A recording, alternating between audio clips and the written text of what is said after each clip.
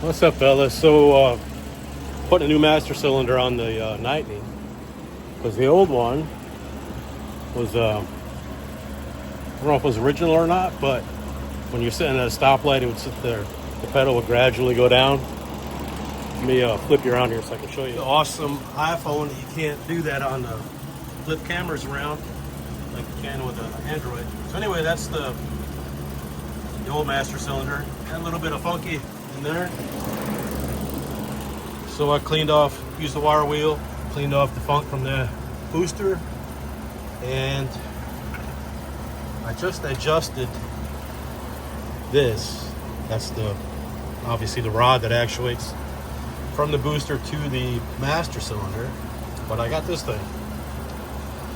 So what this does, you can measure your depth of your rod, but first you need to compare it to, or measure your master cylinder.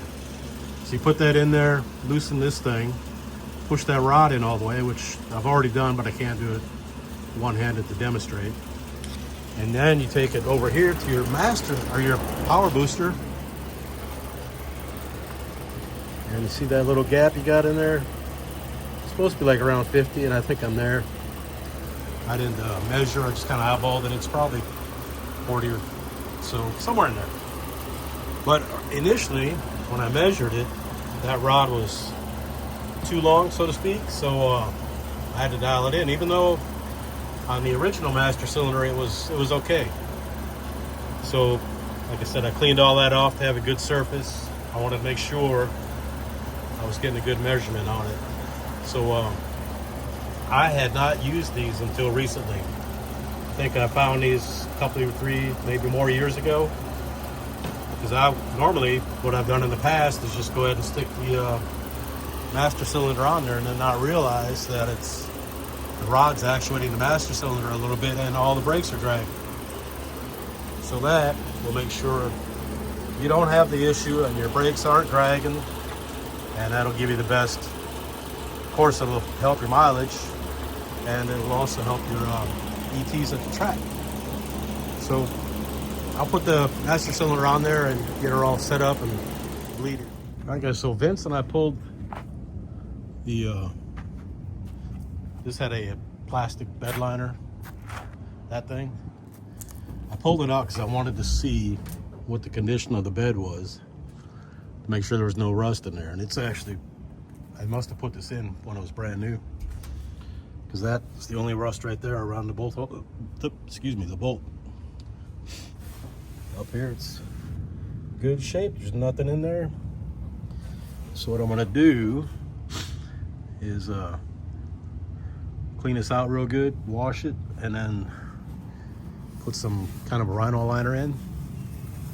And then Herbie's gonna have to, obviously, when he paints this, he's gonna get all this stuff out of here. So that is not going back in it. Vincent's got that on Facebook Marketplace. See if you can get some loot for it. And then this, fixed it last night because it had all these rivets were kind of boogered up. They're failing. And they had this trim attached with a screw that went through the channel into the fiberglass. So that was not working. So I put a through bolt in there, placed rivets over here, and put a through bolt on that trim, glued all this stuff. Got that glued on there. This is gonna get that come loose. So once we get it back in the truck, I'll glue that back on. I didn't notice that last night. So we'll put this back on, and that'll be ready to go. Just waiting on Herbie to get when he's gonna paint it right now. Same with that, sometime in October. So we're almost there. I think that's it. I've been working on the tune with that thing, and it's a whole lot smoother, a whole lot better. Driving down the road at a steady 55, it's showing a little over 20 miles per gallon. But whoever drives 55. All right, that's all. We'll probably ride this up to Atmore this weekend if the weather holds. And then we'll show you what's going on with that. I got to get my tires back from Eric. He's going to run what he's got. All right, appreciate y'all. Later on.